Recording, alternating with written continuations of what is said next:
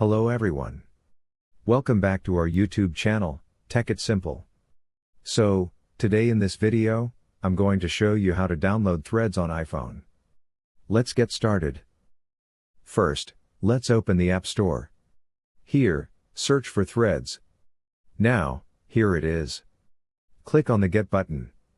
Now, it starts downloading. Once it's downloaded, double-click to install. Here, tap on Install and enter your Apple ID password. Then, tap on the Sign In button. As signing is successfully completed, your Threads app will start downloading. Now, your Threads app is successfully downloaded. In order to open it, tap on the Open button.